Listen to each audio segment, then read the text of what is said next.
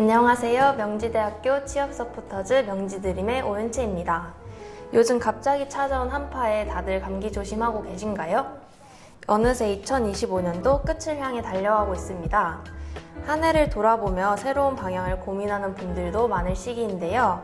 특히 졸업을 앞둔 분들은 바로 취업을 할까, 대학원 진학을 할까 라는 고민 한 번쯤 해보셨을 겁니다.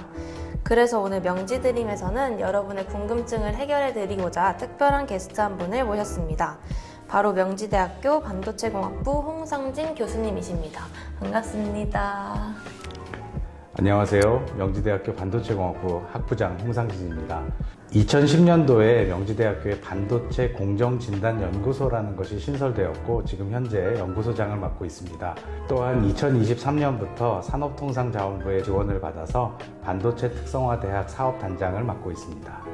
굉장히 인상적인 연구를 하고 계신 것 같아요. 반도체 연구실에서는 어떤 분야의 연구를 하고 있고 주로 어떤 방식으로 진행이 되나요? 네, 반도체 공정진단연구소는 반도체 공정진단을 연구하는 곳입니다. 반도체라고 하면 흔히 사람들이 생각하기로는 까만 작은 무엇인가를 생각하는데 그 안에는 반도체 소자도 있고 반도체 회로도 있지만 반도체를 만드는 과정을 공정이라고 합니다. 그리고 그 만드는 공정을 하기 위해서는 장비가 필요한데 그 장비가 얼마만큼 건강한지 그리고 그 장비를 사용해서 반도체가 잘 만들어지는지를 검사하는 또 이렇게 분석하는 그런 연구들을 하고 있습니다. 한마디로 말해서 반도체 공정을 수행하는 장비의 의사들을 키우고 있다 이렇게 생각하시면 될 것 같습니다. 그렇군요. 설명해 주신 내용을 들으니 실제 연구실에서 어떤 흐름으로 연구가 진행되는지 더 잘 이해가 되는 것 같아요. 실제 연구실 클린룸을 간단히 둘러보니 신기한 게 굉장히 많았는데요. 연구실에서 가장 주력으로 사용하는 실험 장비들에 대해 간단한 소개 부탁드립니다. 반도체를 만드는 과정을 공정이라고 하는데 그 공정을 여러 가지로 구분할 수 있습니다. 흔히 사람들은 8대 공정이라고 해서 8가지로 구분을 하는데 저희 연구소에서는 그 8가지 공정 중에 7가지를 수행할 수 있는 모든 장비들을 가지고 있고요. 이렇게 국내 대학에 가장 많은 장비를 보유하고 있다 이렇게 설명드리면 좀 쉽게 이해가 될 수 있을 것 같습니다. 그렇다면 이러한 연구들이 실제 산업과는 어떻게 연결되어 있는지도 많은 분들이 궁금해하실 것 같아요. 연구 목록을 보니 반도체 특성화 대학 사업과 같은 인재 양성 프로젝트가 정말 많던데 반도체 공학부 연구실의 산업협력 프로젝트는 어느 기업과 연계되어 있고 실제 학생들은 어떠한 방식으로 참여하는지 궁금합니다. 네, 반도체공학부의 산학 프로젝트는 학부생을 중심으로 3학년 2학기 그리고 4학년 1학기 때 기업에서 제시한 문제를 가지고 학생들이 그룹을 이루어서 지도 교수님의 지도를 받으면서 실제 산업계와 연관된 그런 문제를 풀고 있고요.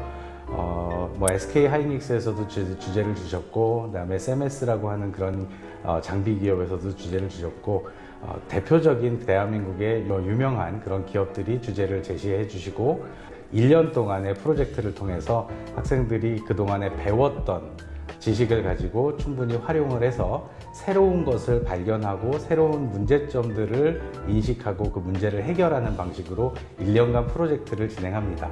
그러면 우리 랩에 들어오게 된다면 학생들이 받을 수 있는 혜택이나 예를 들어 장학금이나 산업협력 프로젝트 경험들이 있다고 들었는데요. 랩실 경험을 통해서 학생들이 어떤 혜택을 얻을 수 있을까요? 혜택이라고 하면 가장 큰 혜택은 여태까지 졸업한 학생들 중에 취업을 하지 못한 학생들이 한 명도 없다 이렇게 말씀을 드리겠습니다. 그렇다고 해서 아무 기업이나 취업하고 있는 것이 아니라 정말 내노라 하는 그런 기업에 자기가 하고 싶은 일들을 할 수 있는 그런 직무에서 일을 할 수 있는 기회가 마련된다는 것이고요. 그런 기회를 주는 것이 아니라 이 대학원생들이 각자 스스로 나름대로 열심히 노력해서 그만한 실력을 갖추게 된다는 것이 가장 큰 혜택이라고 생각할 수 있을 것 같습니다. 물론 그 혜택 말고 저희가 또 산업통상자원부에서 석박사 인력 양성 사업도 하고 있습니다. 그 사업을 통해서 석사생들은 월 100만 원 이상의 인건비를 지급을 받고 박사과정들 월 300만 원의 인건비를 지급받으면서 우리나라 반도체 소부장 산업에 기여할 수 있는 그런 인재로 성장하는 기회도 주어집니다. 또 조교의 기회도 주어지고요.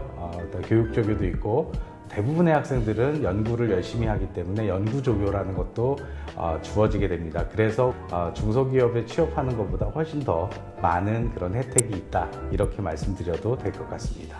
산학 프로젝트도 실무 중심으로 잘 이루어지고 학교에서 주는 혜택들도 다양해서 학생들이 더 미래에 잘 나아갈 수 있는 방향인 것 같아요. 그럼 이 연구가 실제 산업에서 어떤 부분에 기여를 할 수 있을지 알고 싶습니다. 반도체 장비라고 하면 보통 한 대당 30억, 50억 또는 100억, 400억, 또 가장 비싼 장비는 한 대에 3천억 정도 합니다. 그런 장비들이 수백 대가 있어야 반도체를 만드는데 학생들 하나하나가 그런 장비를 설계하고 만든다라는 것은 엄두도 못 낼 그런 영역입니다. 하지만 그 장비가 어떻게 구성되어 있고 그 구성된 장비가 어떻게 사용되고 있는지를 배우고 학습함으로써 이 장비에 대한 이해도 갖출 수 있고요. 그 장비를 구성하고 있는 부품들이나 부분품들이 수행할 수 있는 그런 성능이나 기능들을 개선함으로써 더 좋은 장비를 만들어내는 그런 엔지니어가 됩니다. 얘기를 들어보니 실제 산업에 적용되는 모습까지 잘 상상이 되는 것 같아요. 그렇다면 최근 진행 중이신 연구 중에서 특별히 소개하고 싶은 주제가 있을까요? 하나는 K-칩스라고 하는 그런 프로젝트인데요. 우리 K-팝, 또 K-컬처, K-뷰티 다 아는 것처럼 한국의 반도체가 세계에서 우뚝 더 설 수 있게끔 그 반도체 산업에 필요한 인재를 양성하는 R&D를 하면서 바로 인재를 양성하는, 그냥 학교를 다니는 그런 인재 양성이 아니라 실제 프로젝트를 수행하면서 R&D 인력으로 성장할 수 있는 석박사 인력 양성 사업이 있습니다. 그 주제는 삼성전자와 SK하이닉스에서 공동으로 이런 연구가 필요하다라고, 이런 개발이 필요하다라고 주제를 주시고요. 그 주제를 해결하는데 5년의 시간 동안 프로젝트를 수행을 하게 됩니다. 그리고 사업비는 총 16억 정도 되고요. 그래서 그만큼의 사업비를 가지고 많은 수많은 석박사 학생들이 한 가지 주제에 매달려서 그 세상에 없는 것들을 만들어내는 그런 R&D를 하고 있는 것이 첫 번째 K-칩스라고 하는 프로젝트고요. 두 번째는 작년에 선정이 됐는데요. 우리나라의 반도체, 특히 SK하이닉스가 HBM이라는 그런 그 제품을 가지고 굉장히 지금 잘 나가고 있는데, 그 HBM이라고 하는 것들이 만들어지면서 결국은 패키징 기술이 굉장히 중요하게 됐습니다. 그래서 그런 HBM과 같은 패키징을 하는 것들을 첨단 패키징이라고 얘기를 하는데 7년 동안 정부에서 지원을 해주고요. 이 첨단 패키징을 연구하고 또 첨단 패키징이 잘 됐는지를 확인하는 검증 기술을 개발하는 그런 사업입니다. 그 사업은 국제공동연구로 같이 진행을 하면서 미국에 있는 조지아텍과 같이 협력을 해서 연구를 앞으로 7년 동안, 지금 이제 1년 지났고요. 앞으로 6년 동안 연구를 수행하게 됩니다. 계획으로는 우수한 박사과정 학생들은 미국 조지아텍에 1년간 파견을 보내서 실제 미국에서 미국 연구자들하고 같이 연구를 할 수 있는 기회를 주고 싶고 그렇게 할 예정입니다. 그렇다면 대학원에 처음 들어온 신입 대학원생들에 대한 질문을 드리고 싶은데요. 신입 대학원생은 보통 어떤 연구부터 시작을 하게 되나요? 그 질문을 좀 다르게 해석을 하면 제가 지금 무엇을 할 수 있을까요? 라는 질문으로 다시 생각해 봐도 될 것 같아요.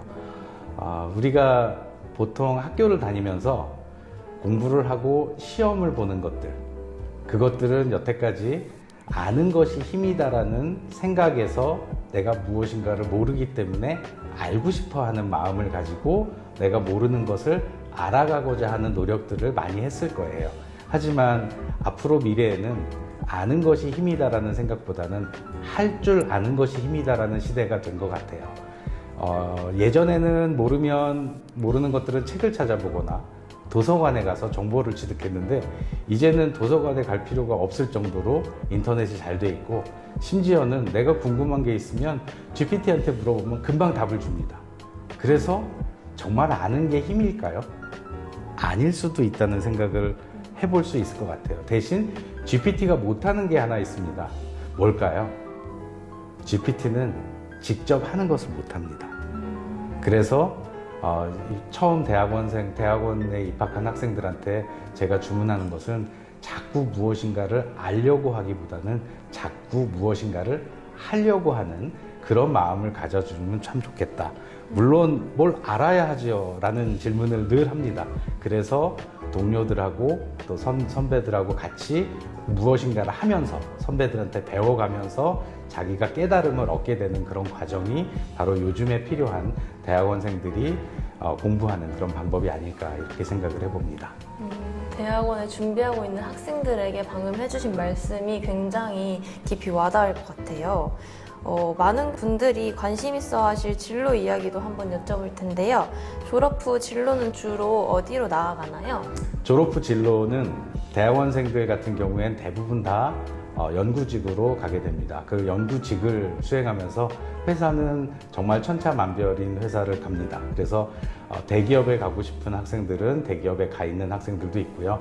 자기는 대기업이 아니라 대기업에서 어떤 주어진 일을 하기보다는 중견기업이나 또는 중소기업에서 자기가 여태까지 연구를 했던 것을 계속 수행할 수 있는 것을 희망한다라고 하는 그런 학생들도 있습니다. 이번 인터뷰를 통해 반도체 공정과 AI를 융합할 수 있고 또 그걸 실천할 수 있는 인재가 요즘 시대에 정말 큰 경쟁력일 것 같습니다. 마지막으로 교수님께서 연구실에 지원하기를 원하는 학생들에게 조언 한마디 부탁드리겠습니다. 여러분 고민되시죠? 고민이라는 건 바로 안 해봤기 때문이에요. 이거를 할까 저거를 할까, 즉 실패하지 않기 위해서 최선의 선택을 하고 싶은 마음에 고민을 하게 될 겁니다. 하지만 고민을 짧게 하고 먼저 시도한 학생은 바로 저 앞에 가 있다는 거 여러분 잊지 않으셨으면 좋겠어요. 고민은 짧게 하고요. 그 고민에 대한 선택을 했다면 그 자기 자신이 그 선택에 대한 책임을 지겠다는 마음을 가지고 있으면 여러분은 모두 다 성공할 겁니다. 오늘 정말 귀한 이야기 들려주셔서 너무 감사드리고요. 대학원 진학을 고민하고 있는 학생들에게 너무 큰 도움이 될 것 같아요. 추운 날씨에도 다시 한번 시간 내어 응해주신 점 너무 감사드립니다. 네, 고맙습니다. 네, 오늘 이렇게 홍상진 교수님을 만나 뵙고 반도체 연구실에 대한 이야기를 들어봤습니다. 많은 학우분들이 대학원이라고 하면은 그저 어렵고 공부만 해야 하는 버거운 곳이라는 이미지를 떠올리곤 합니다. 오늘 인터뷰를 통해 연구라는 길이 생각보다 훨씬 재미있고 가까이에 있다는 걸 알게 된 시간이었어요.